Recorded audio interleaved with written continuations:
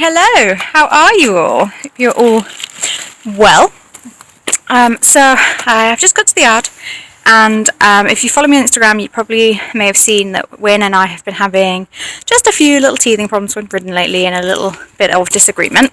So this week, while she has got girth sores and can't be ridden, I really wanted to focus on groundwork and really up the groundwork from what we normally do to really work on our relationship. I follow Mary Hackett's groundwork from her Patreon page and those techniques, and I really, really love them. Can't recommend them enough. If you want to check those out, please do. So today my plan is to go through the basic patterns that she knows. Oh, that's not pretty.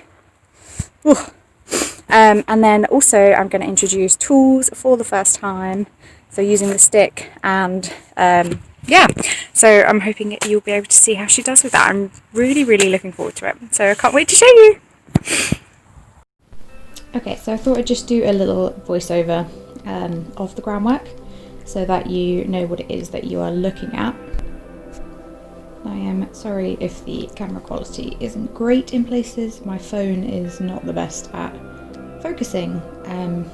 Hopefully I will have a new phone soon, and I might start using my GoPro a little bit more for things like this. But anyway, what I am starting with is just the focus and the follow, so keeping her following me but maintaining her own space. So I unfortunately it was out of shot, but just before we started doing this, another horse was being long-reined and she completely lost all focus on me, so I really had to push her back and get her attention back in the room. But as you can see now, she is quite relaxed following me around. She's got a nice low head. She's stopping when I stop without coming into my space. Yeah, she looks good.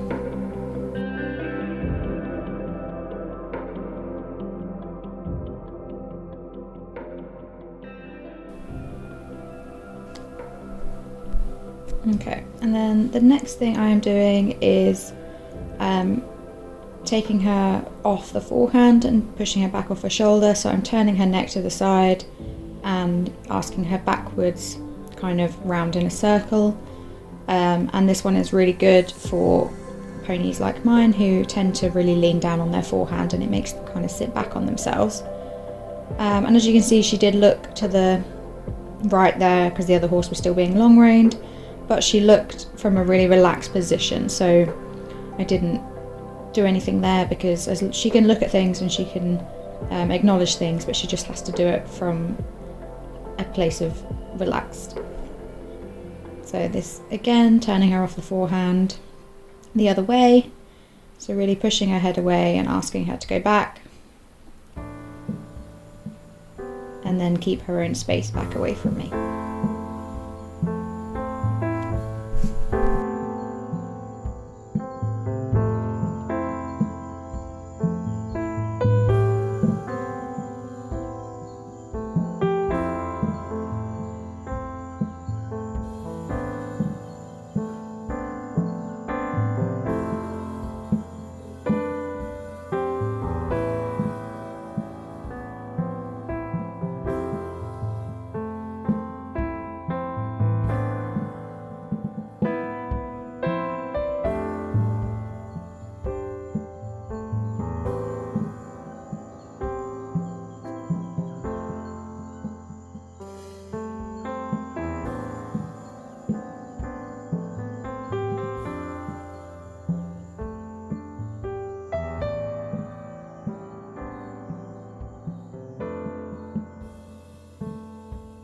And this is the third pattern, so this is just back and down in a straight line.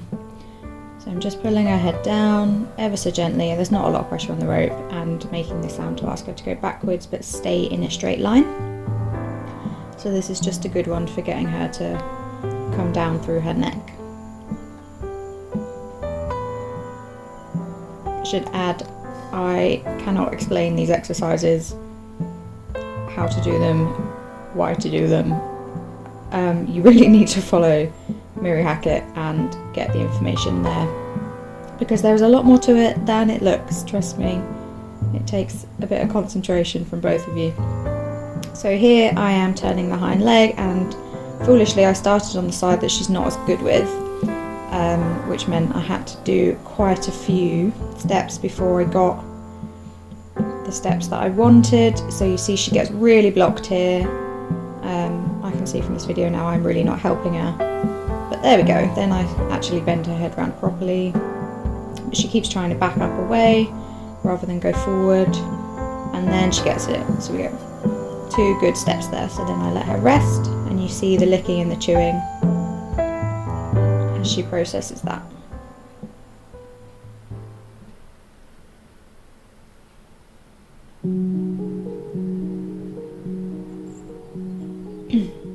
Then I just go straight to do that again, and this time we get 1, 2, 3 good steps, 4 good steps quite immediately. And again the licking and the chewing, that she understands that now.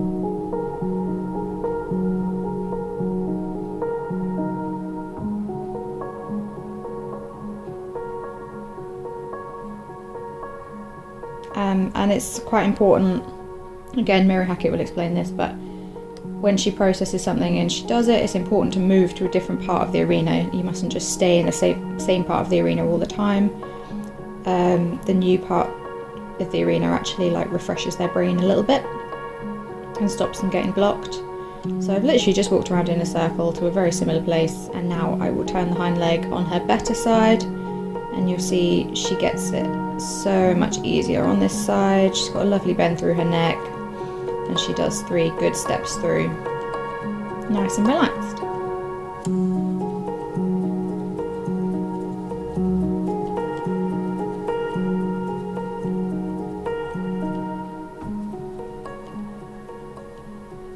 So now we have run through all the patterns. I go and get my tools, which I'm quite excited about. So the first thing I've got is the stick. So I'm just bringing her over here, and then I start by just popping the stick on her body just to see how she reacts. As you can see, she is not really bothered at all. She's doesn't really change her posture at all. She's quite happy with me rubbing it all over her body. So then I'm using the stick as to where my leg would be and making the sound for her to move round me. She doesn't quite understand, so I do just give her a little bit of help on the lead rein, and you see she does the steps through, and she did 2 there, and this was the first time I'd ever done it. I just let her stop on 2, but that was really good. I was very happy with that. And then we go to the other side. So again, just putting the stick on her body, seeing how she reacts. She's quite okay with that. She is the kind of horse that she's not an explosive horse. She's got quite a high pressure threshold, and she kind of internalises her pressure quite a lot. So I do take a lot of subtle cues from her for how she's feeling.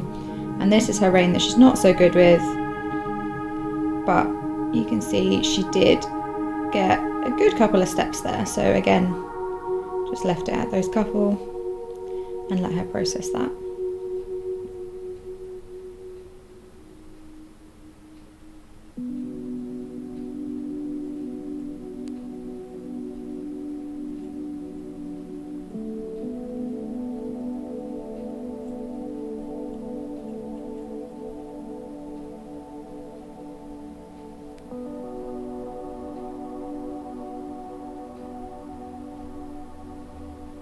And then I repeat that.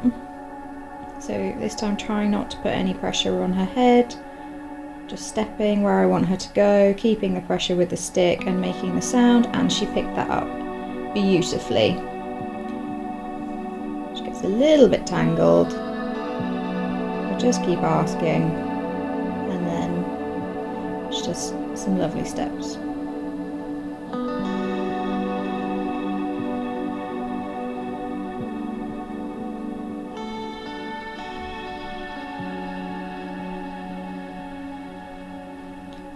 So then we move away.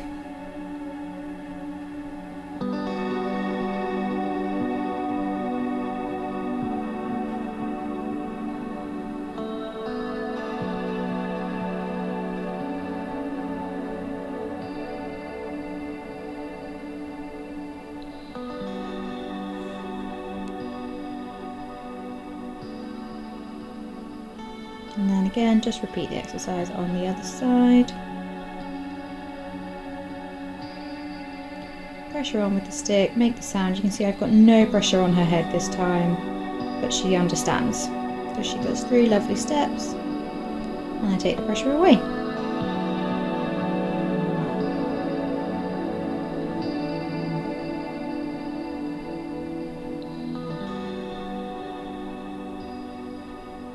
And she was so fab with that I then decided to put my Brave pants on and try with the bag. So this is about a pressure, this is about something that makes them uncomfortable and then being able to deal with it. And I've never tried this before, I've never even used the stick before because I've always been worried that I wouldn't do it right and I wouldn't get the reaction and I might be confusing or anything like that.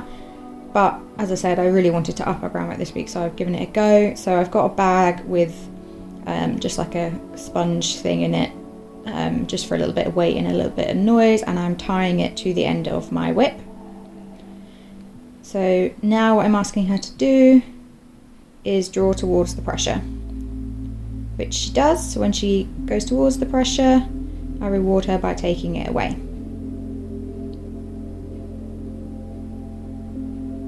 And as you can see, she's pretty relaxed about that.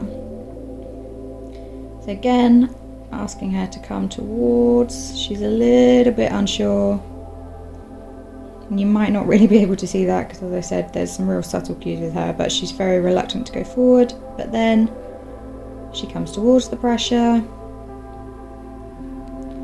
I take the pressure away, and you can see the licking and chewing there. And what's really nice there is we both turned to look at Ebony as she came past long reining, but you can see from the place where she's looking, she's really relaxed.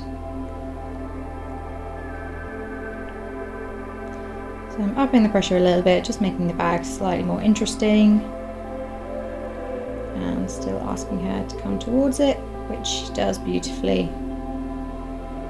So again, then I take the pressure away.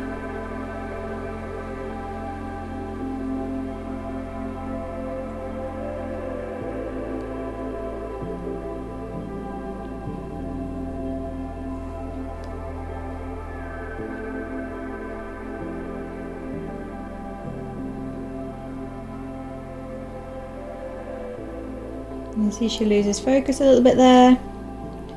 She's gone up a little bit higher. She's not quite paying attention to the bag anymore.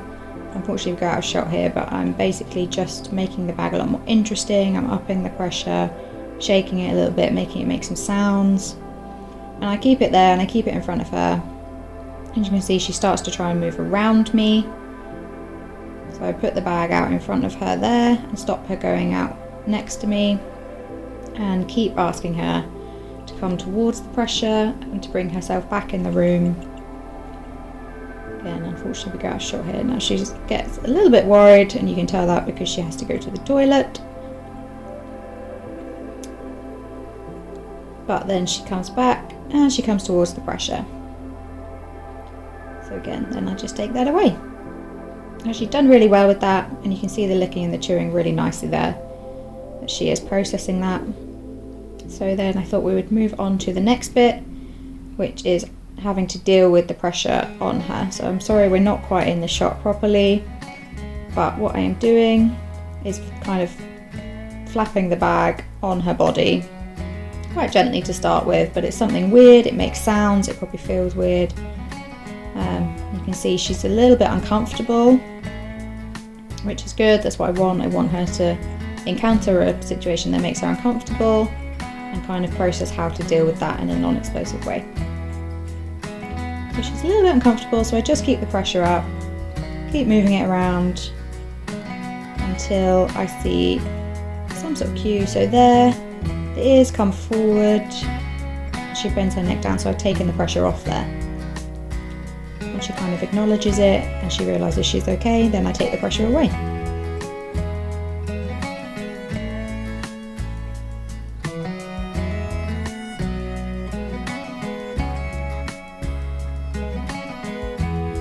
And just ask her to draw towards the pressure again. as we move to a different spot in the arena. Again, she does lovely.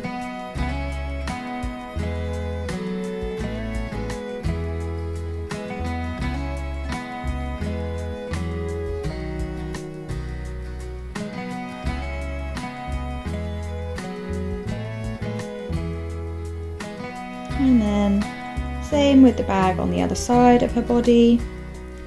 So as I'm just doing it lightly, there's no real response from her.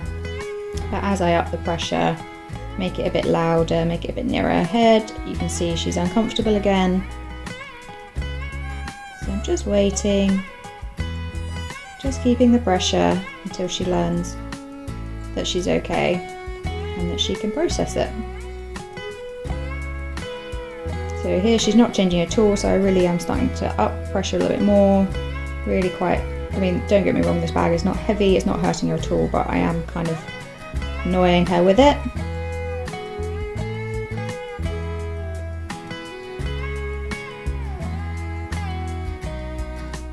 Here she kind of loses focus in herself, so now I really up the pressure, and there she comes. There we go, the ears start to come forward, so start to relax a little bit, so I take the pressure off. And you can see she's now quite happily relaxed. So I decided not to push it any further today because I was really happy with that progress. And this was still about a 20-minute groundwork session. So we just finished by again asking her to draw down towards the pressure, which she did.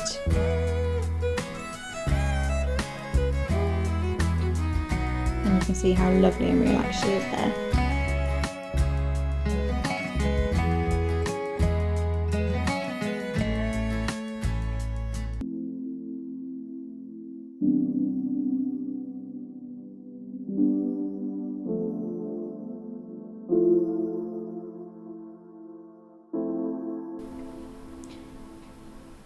So just because she slightly loses her focus there and becomes a little bit more concerned about other things that are going on, so I decided to just give her a hind leg twist, just ask her to come back in the room. Again, lose her focus, so I keep asking,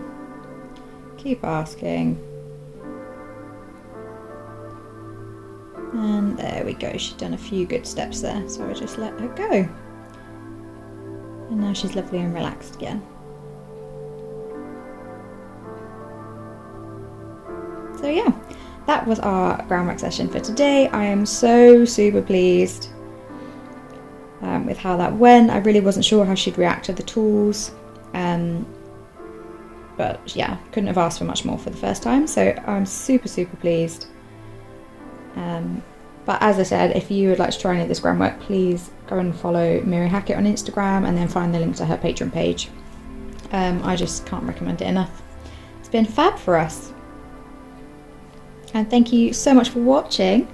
I hope you've enjoyed watching this. I'm sorry it's a bit of a kind of long, boring video if you're not really interested in this. But if you are, I hope maybe it's inspired you to check it out yourself. See you soon!